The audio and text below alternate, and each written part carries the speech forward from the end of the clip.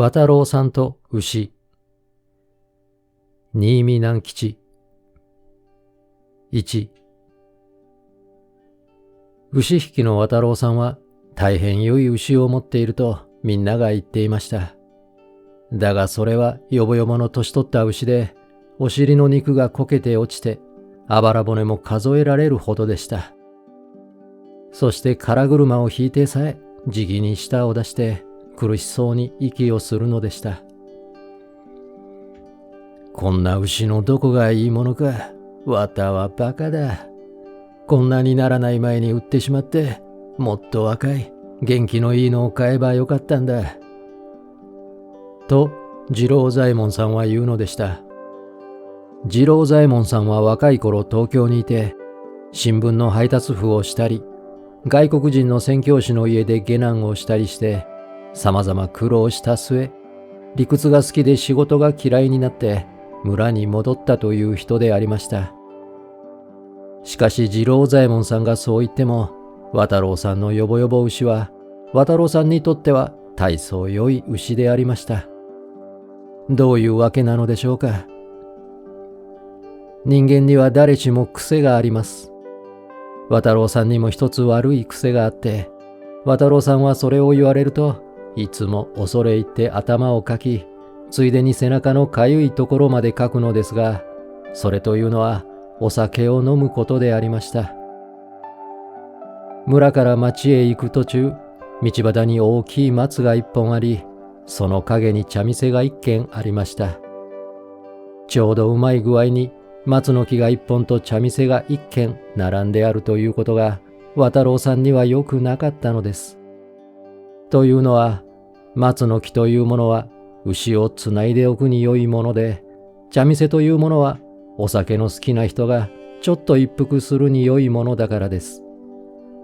そこで渡郎さんはそこを通りかかるとつい牛を松につないでふらふらと茶店に入ってちょっと一服してしまうのでした。ちょっと一服のつもりで渡郎さんは茶店に入るのです。けれど酒を飲んでいるうちに人間の考えはよく変わってしまうものです。もうちょっと、もうちょっと、と思って1時間くらいじき過ごしてしまいます。するとちょうど日暮れになりますから、まあ、こうなりゃ月が出るまで待ってよ。暗い道を帰るよりましだから。と、また座り直してしまいます。本当にそのうち月が出ます。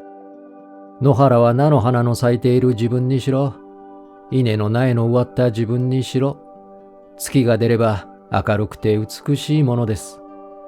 しかし月が出ても出なくても、もう渡郎さんにはどうでもいいことです。というのは、渡郎さんはその頃までにひどく酔っ払ってしまうので、目などはっきり開けてはいられないからです。それが証拠に、渡郎さんは牛と松の木の区別がつかないのです。ですから、松の木に巻きつけた綱を探すつもりで、牛の腹をいつまでも撫で回したりします。仕方がないので、茶屋のおよしばあさんが手綱を解いてやります。その上、およしばあさんは、小田原提灯に火を灯して、牛車の台の後ろに吊るしてやります。何しろ酒飲みは平気で人に世話をさせるものです。渡郎さんはおよしばあさんに世話をさせるばかりではありません。これから牛のお世話になるのです。2、3丁も歩くと渡郎さんは、夜道はこうも遠いものか、と考え始めるのです。そして手綱を牛の角に引っ掛けておいて、自分は車の上に這い上がります。こうすれば、もう夜道がどんなに遠くても、渡郎さんには構わないわけです。ただ眠っている間に、車から転げ落ちないように、荷を縛りつける綱を輪にして、自分の顎に引っ掛けておくことを忘れてはいけないのです。目が覚めると、渡郎さんは自分の家の庭に来ています。牛がちゃんと道を知っていて、家へ戻ってきてくれるのです。こんなことはたびたびありました。いっぺんも牛は道を間違えて、渡郎さんを海の方へ連れて行ったり、知らない村の方へ引いて行ったことはなかったのです。だから渡郎さんにとって、この牛はこんなよぼよぼのみすぼらしい牛ではありましたが、大変役に立つ良い牛でありました。もし次郎左衛門さんの勧めに従って、この牛を売って若い元気な牛と変えたとしたら、今度渡郎さんが酔っ払うとき、どこで目が覚めるか分かったものではありません。10里先の名古屋の町の真ん中で酔いから覚めるかもしれません。それともこの半島の端の海に臨んだ崖っぷちの上で目が覚め、びっくりするようなことになるかもしれません。何しろ若い牛は元気がいいので、一晩のうちに10里くらいは歩くでしょうから。渡郎さんはいい牛を持っている。とみんなは言っていました。まるで気がよく聞いて親切なおかみさんのような、と言っていました。2、ところで、渡郎さんのおかみさんのことです。渡郎さんはおかみさんについて悲しい思い出がありました。渡郎さんも若かった時、人並みにお嫁さんをもらいました。今まで年取っためっかちのおかみさんと二人きりの寂しい生活をしていましたので、若いお嫁さんが来ると、渡郎さんの家は毎日がお祭りのように明るく楽しくなりました。美しくて、まめまめしく働くお嫁さんなので、渡郎さんもめっかちのお母さんも喜んでいました。けれど渡郎さんはある日、おかしなことに目をつけました。それはご飯を家中3人で食べるとき、お嫁さんがいつも顔を横に向けて壁の方を見ていることでありました。渡郎さんは10日間それを黙って見ていました。お嫁さんは相変わらず壁の方に顔を向けてご飯を食べるのでありました。とうとう渡郎さんは我慢ができなくなって聞きました。お前は首をそういう風にねじ向けておかないとご飯が喉を通っていかないのかや？それともうちの壁に何か変わったことでもあるのかや？するとお嫁さんは何も答えないで、箸を持った手を膝の上に置いたままうつむいてしまいました。後で二人きりになったとき、お嫁さんは小さな声で渡郎さんに告げました。私はお母さんのつぶれた方の目を見ると気持ちが悪くなるのです。つぶれて赤い肉が見えているでしょう。あれを見てはご飯が喉を通らないので横を向いているのです。そうか。だが、お母さんは遊んでいて目をつぶしたのじゃないぞや。田の草を取っていて、稲の葉先でついたのが元で、あの目をつぶしたのだぞや。と、渡郎さんは言いました。私はどういうもんか、あのつぶれた目の赤い肉の色を見ると気持ちが悪くなるのです。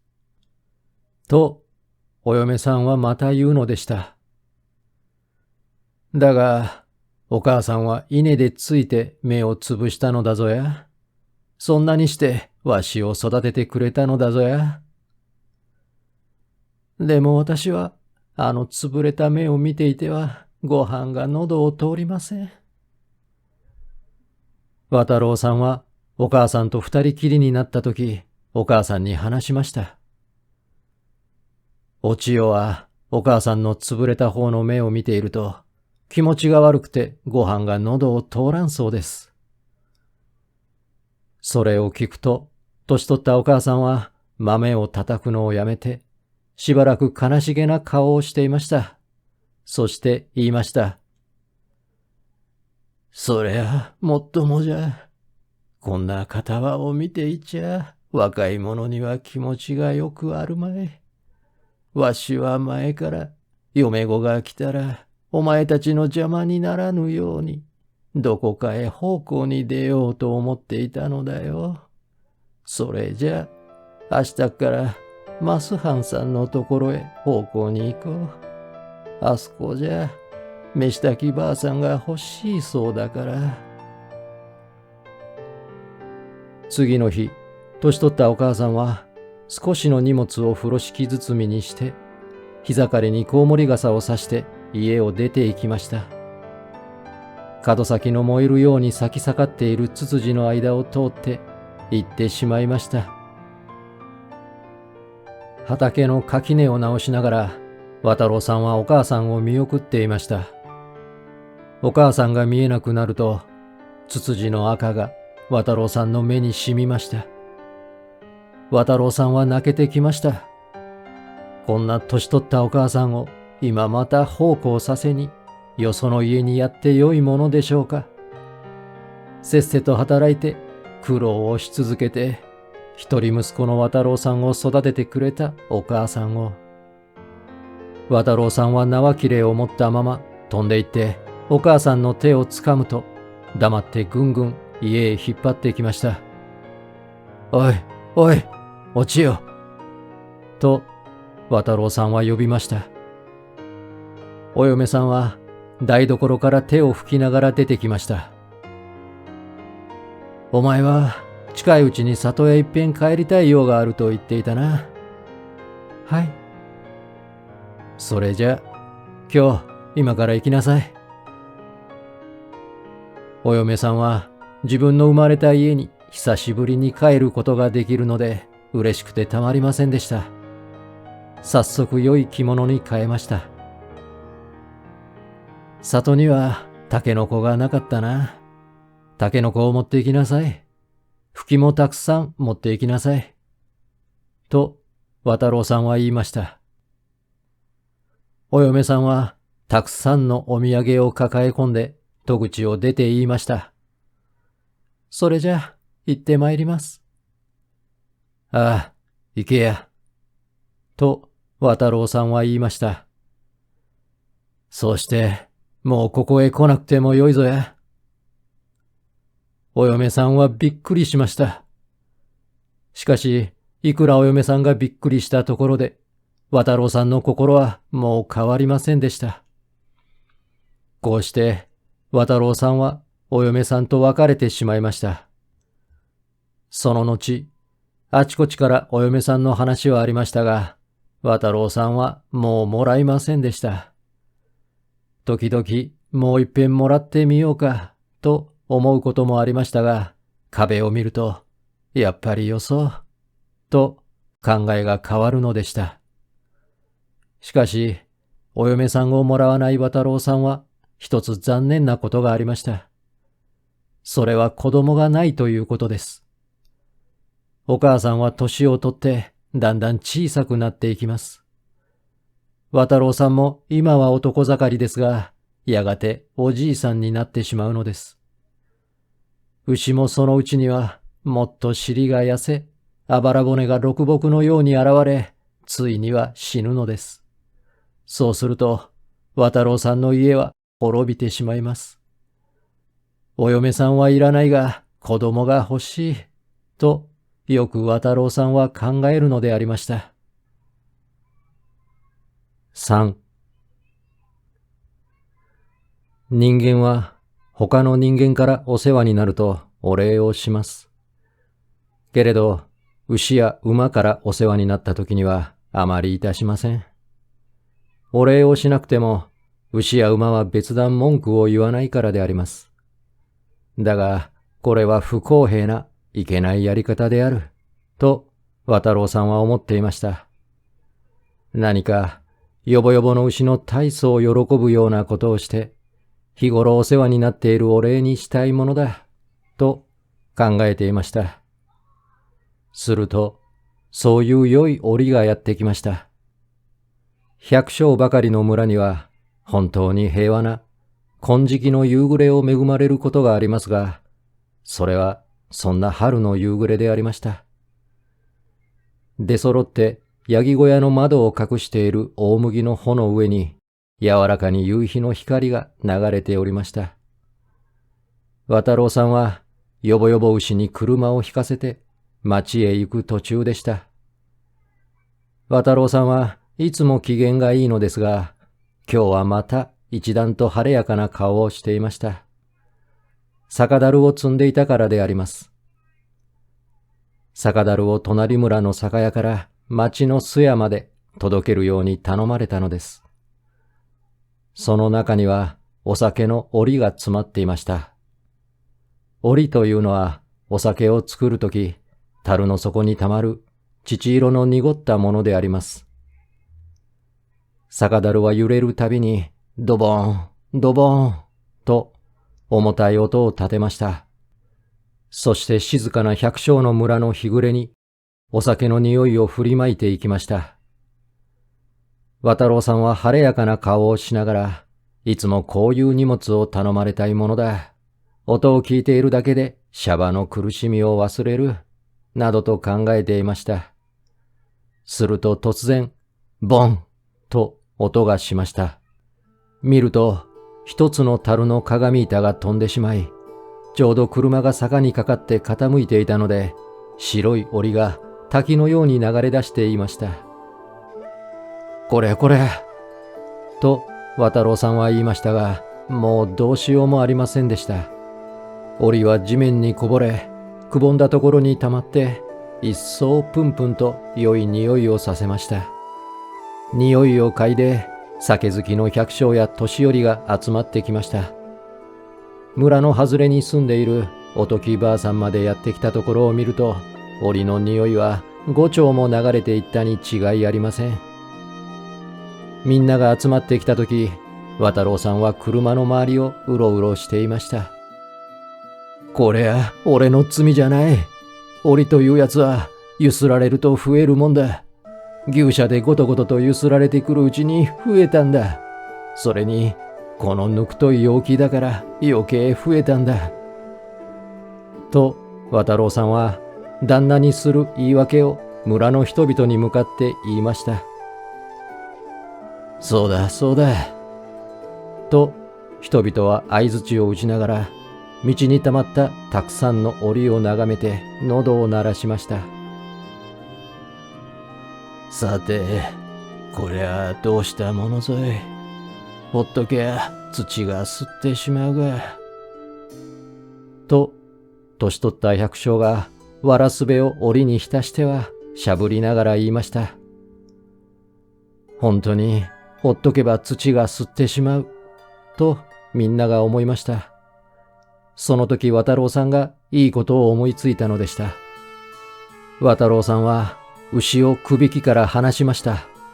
そしてこぼれた檻のところに連れて行きました。そら、なめろ。牛は檻の上に首を下げてしばらくじっとしていました。それは匂いを嗅いで、これはうまいものかまずいものかと判断しているように見えました。見ている百姓たちも息を殺して牛は酒を飲むか飲まぬかと考えていました。牛は舌を出してペロリと一舐めやりました。そしてまたちょっと動かずにいました。口の中でその味をよく調べているに違いありません。見ている百姓たちはあまり息を殺していたので胸が苦しくなったほどでありました。牛はまたペロリと舐めました。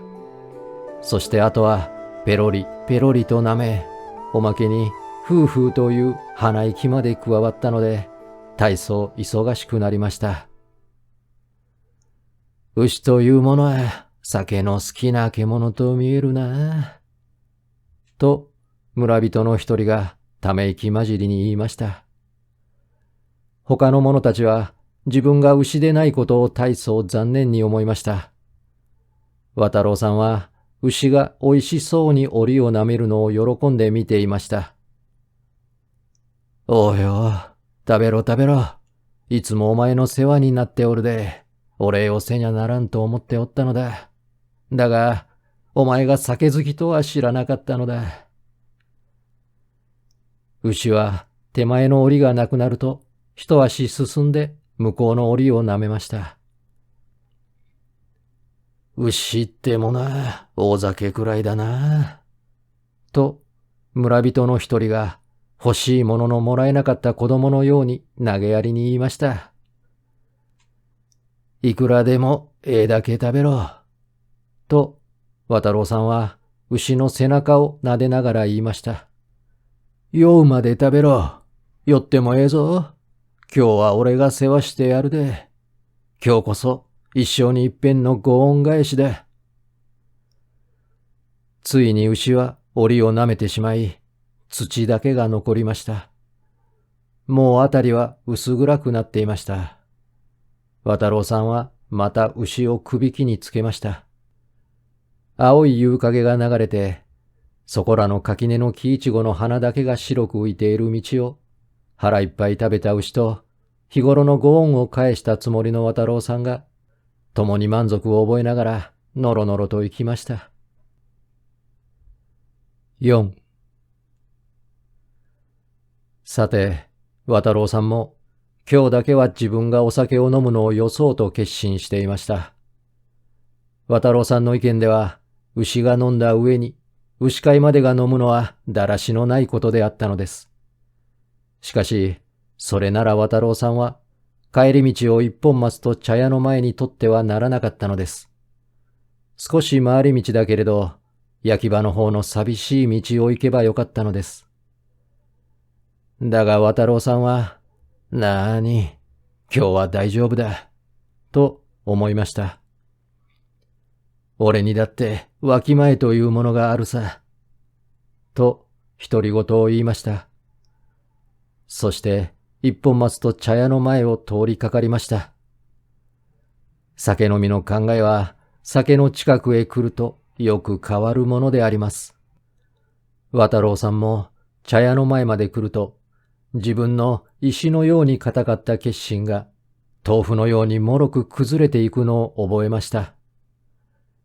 実は渡郎さんも牛に酒の檻を舐めさせているとき、自分も喉から手の出るほど飲みたかったのを抑えていたのでした。その欲望が茶屋の前で急に頭を持ち上げてきました。まあ、ちょっと一服するぐらいいいだろう。と渡郎さんは手綱を松の太い幹に巻きつけながら言いました。牛はいつものようにおとなしくしていました。そして渡郎さんは茶店に手をこすりながら入っていきました。いつもの通りでした。もうちょっと、もうちょっとと言っているうちに時間は過ぎていきました。とっくりの数も増えていきました。茶屋のおよしばあさんがいろいろ渡郎さんの世話を焼いて松から手綱を解いてくれたり、小田原提灯に火を灯してくれたのもいつもの通りでした。ただ、牛が地べたの上に寝そべっていたことだけがいつもと違っていました。およしばあさんはそうとは知らなかったので、もう少しで牛につまずくところでした。渡郎さんは、坊よ、起きろ、と言いました。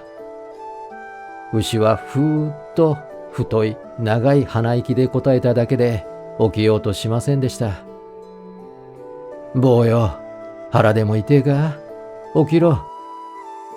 と言って、渡郎さんは手綱でぐいっと引っ張りました。牛はのろのろと物憂げに体を動かして、まず尻の方を起こしました。前足は二つに折って地についたままでしばらくいて、大きい鼻息を立て続けにするのでした。あら、嫌だよ、この牛は。鍛冶屋の不意子のように、ふうふう言うんだもの。と、およしばあさんは言いました。まるで酔いどれみたいだよ。その言葉で、渡郎さんはようやく牛もたくさん飲んだことを思い出しました。そこでおかしくなってゲラゲラ笑って言いました。それにちげえねえ。やっとのことで牛が前足を立てると、渡郎さんはいよいよ家に向かって出発しました。いつも茶屋のおよしばあさんは、渡郎さんが出発してからかなり長い間、渡郎さんの車の輪が縄手道の上に立てるカラカラという音を聞いたものでした。それがその日はじき聞こえなくなってしまいました。変だとは思いましたが、ばあさんはあまり気にも留めませんでした。何しろ、牛飼いと牛が両方が酔っ払っているのですから、どこへ行くのやら何をするのやら分かったもんじゃないからです。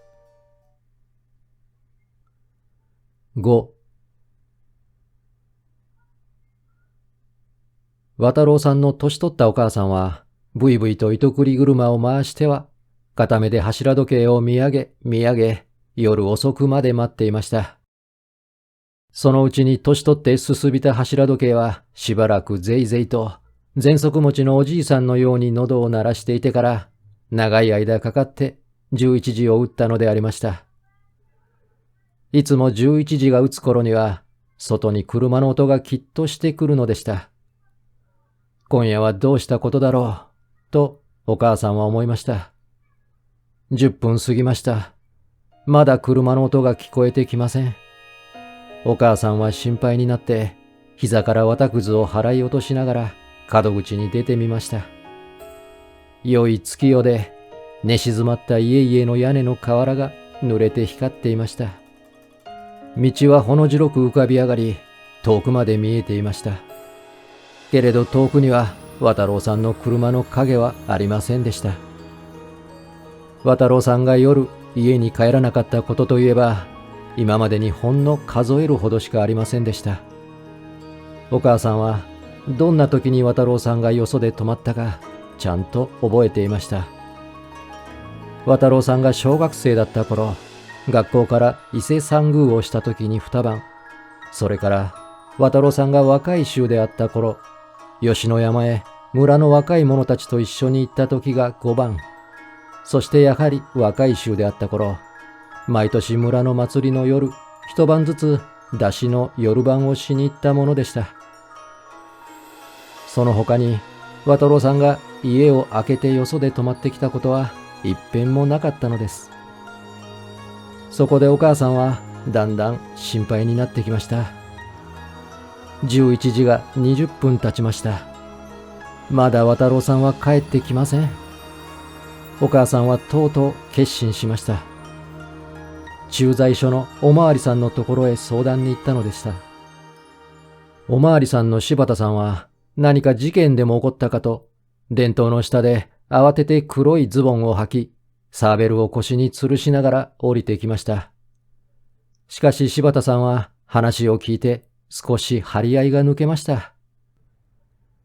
そりゃまた綿さんがいっぱいやったんだろう。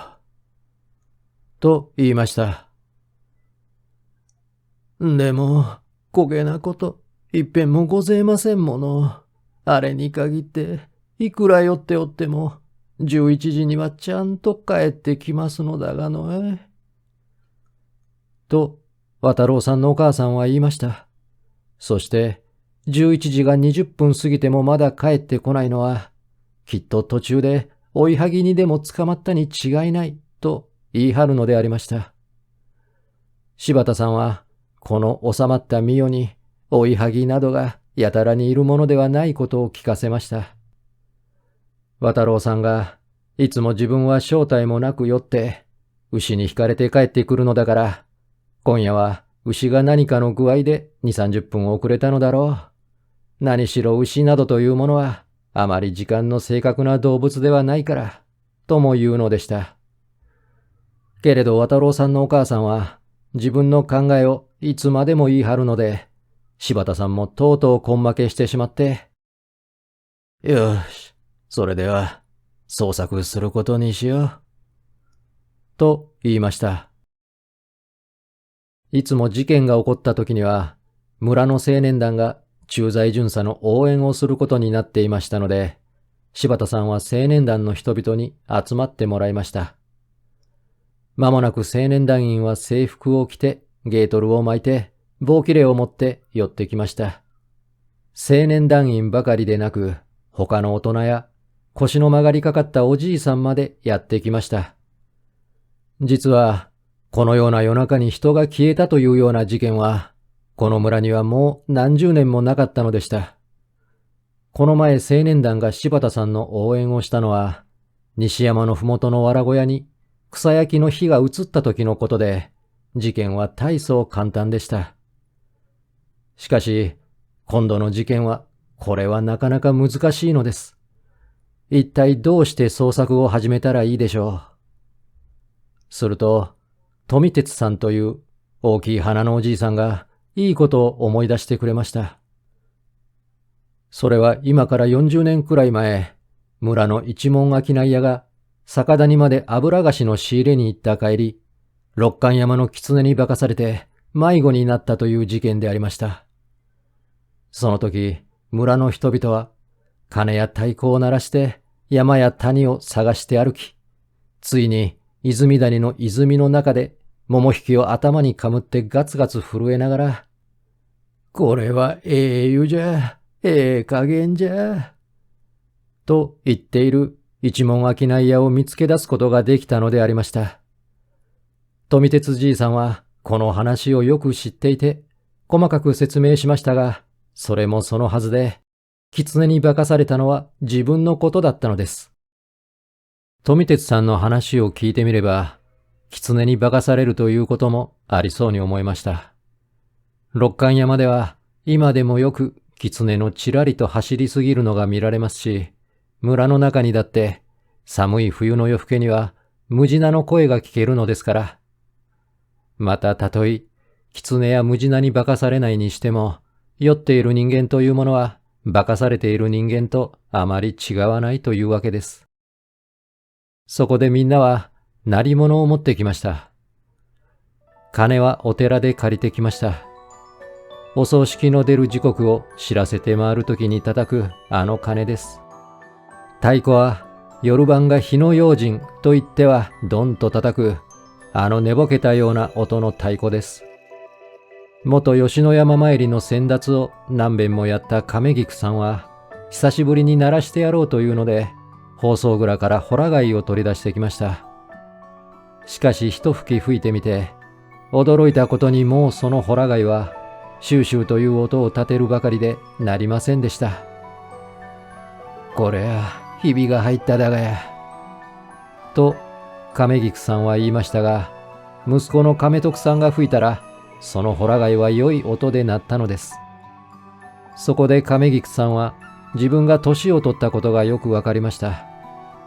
そして年を取ることはアホらしいことであると思ったのでありました。青年団のラッパ手林平さんは月の光でもピカピカ光る良いラッパを持ってきました。こいつなら3里ぐらいは聞こえるだろうと林平さんは心の中で得意でした。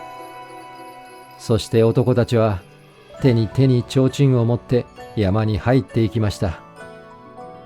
鐘や太鼓は叩かれ、ホラ貝も吹かれました。林平さんはラッパをどんな節で吹こうか迷いました。しかし、狐に化かされた人間と牛を探すのには、こういう節はどれもぴったりしないような気がしましたので、しまいにはただ、プー、プーと節なしで吹きました。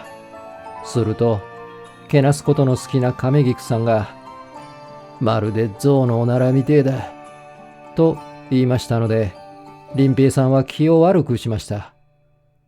こんなことを言っても亀菊さんは、実際に象のおならを聞いたことなどありはしなかったのです。みんなはあちらこちらと探し回りましたが、同じ谷に何度も降りたり、同じ藪に何度も入ったり、同じ池を何度も巡ったりしました。これではまるで自分たちが狐に化かされているみたいだ、などと思いながら、みんなは10遍目にまた同じ池をぐるりと回りました。もうだいぶんくたびれていて、ホラ貝やラッパはもう鳴りませんでした。時々寝ぼけたような音で太鼓が鳴るだけでした。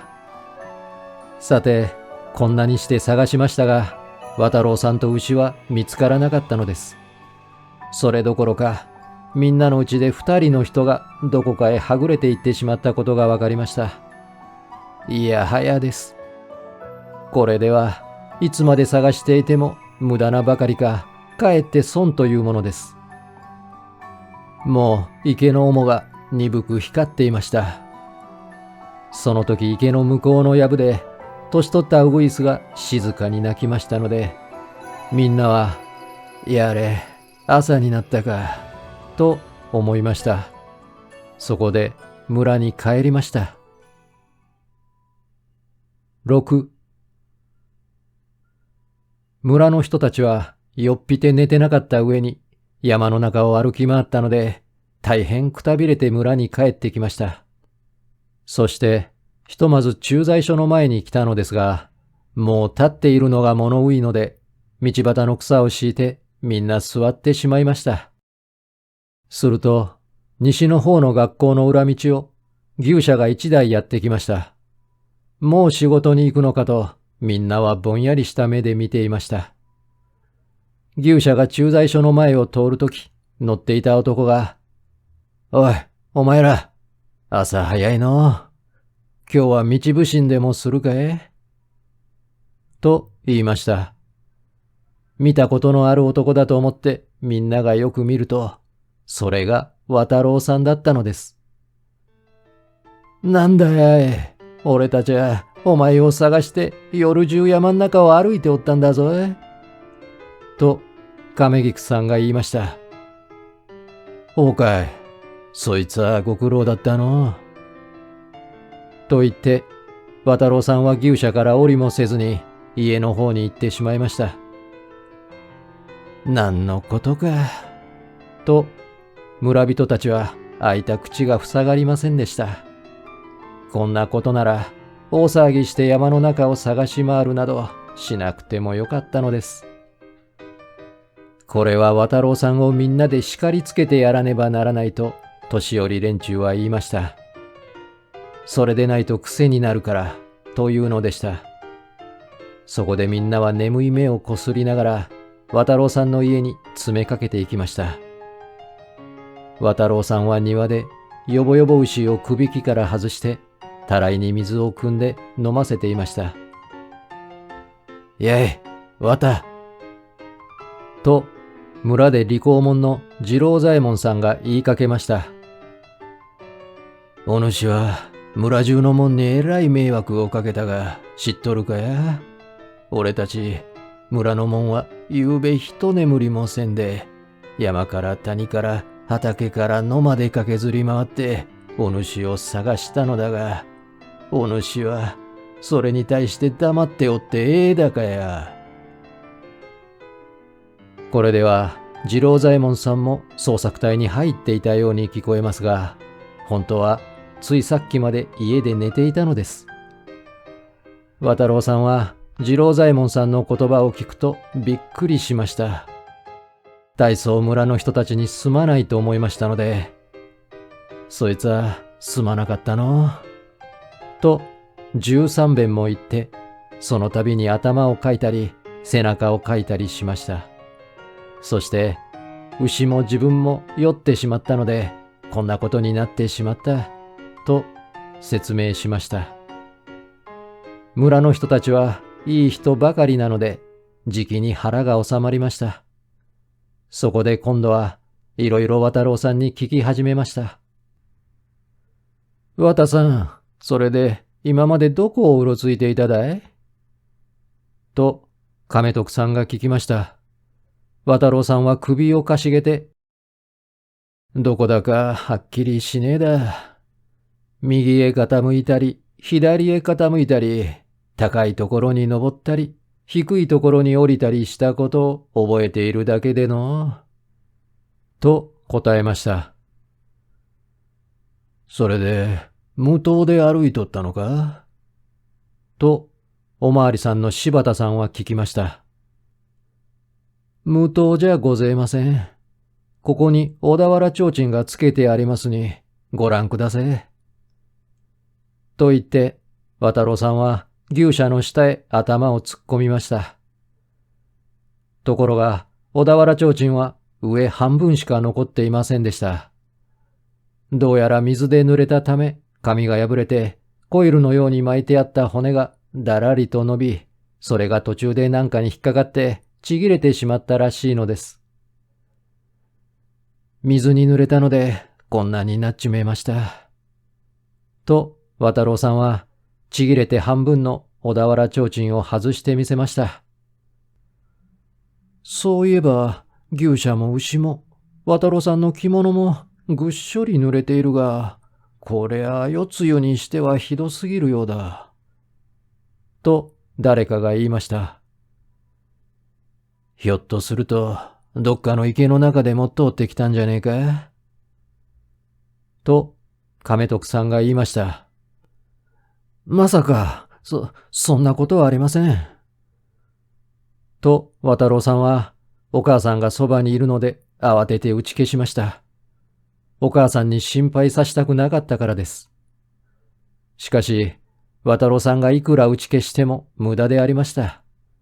というのは、渡郎さんの懐から大きな船とゲンゴロウムシと亀の子が出てきたからであります。こういうものは池にしかいないものです。してみると、渡郎さんの牛舎はどっかの池の中を通ってきたのです。この黄色い花は何だろう。とまた誰かが言いました。見ると、よぼよぼ牛の前足の爪の割れ目に黄色い花が一房挟まっておりました。蓮形の花とも違うようだ。この辺じゃ一向見ねえ花だな。と一人が言いました。そりゃ、エニシダの花だ。エニシダはこの辺にはめったにない。まず、南の方へ4里ばかり行くと、六冠山のてっぺんに、このエニシダの群がって咲くところがあるげな。そして、六冠山の狐は、月のいい晩なんかその陰で、呼吸を引く真似なんかしとるげなが。と、植木職人の安さんが言いました。渡郎さんは仕方がないので、面目ないけんが、どうやらそこへも行ったらしいで、バカに立派な座敷があっての。それが畳も襖も天井もみんな黄色かったってや。そういえば、耳のピンと立った太夫が一人ござって、呼吸を上手に弾いて聞かしてくれたでや。じゃあ、あれが狐だったのかい？それにしても、どうしてあんな急な山のてっぺんへ牛舎が登ったもんだろう。と、村人は不思議がありました。何しろ申し訳ねえだな。牛も俺も酔っておったで。と、渡郎さんは謝るのでした。さておしまいに、村人たちにも渡郎さんにも、どうしてかわけのわからぬことが一つあったのです。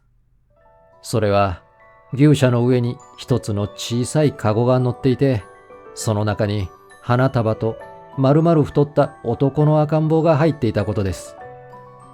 どこでどうしてこのカゴを乗せられたのか、渡郎さんはいくら思い出してみようとしても無駄骨折りでありました。天で覚えがなかったのです。天から授かったのじゃあるめえか。と亀徳さんが言いました。綿さんが日頃から子供が欲しい、女房はいらんが、と言っていたのを天でお聞き届けになって授けてくれたのじゃねえか。渡郎さんは亀徳さんがいいことを言ってくれたので嬉しそうな顔をしました。しかし次郎左衛門さんは、そんな理屈に合わぬ話が今時あるもんじゃねえ。子供には両親がなけりゃならん。と言いました。また柴田さんはひげをいじりながら、捨て子じゃろ。いっぺん後から駐在所へ連れてこい。調査書を書いて本所に届けるから。と言いました。その後、渡郎さんは赤ん坊の親たちが現れるのを待っていましたが、ついにそんな人は現れませんでした。そこで、その子には和助という名をつけて自分の子にしました。そして、いっぱい期限の時にはいつもでも、オラが和助は天から授かり物だ。オラと牛が酔っ払った晩に天から授けてくださったのだ。と言いました。すると利口門の次郎左衛門さんは、そんな理屈に合わん話が今時あるもんか。子供には両親がなきゃならん。酔って歩いているうちに天から子供を授かるようなことなら、世の中に法律はいらないことになる。と難しい理屈を言いました。けれど渡郎さんは負けていないで、こう言うのでした。世の中は理屈通りにはいかねえよ。いろいろ不思議なことがあるもんさ。さて、この天から授かった子供の和助くんは、それからだんだん大きくなり、小学校では私と同級で、和助くんはいつも級長、私はいつもビリの方でしたが、小学校が済むと、和助くんは渡郎さんの後を継いで立派な牛飼いになりました。そして今では渡郎さんはだいぶおじいさんになりましたが、まだ元気です。お母さんとよぼよぼ牛は一昨年亡くなりました。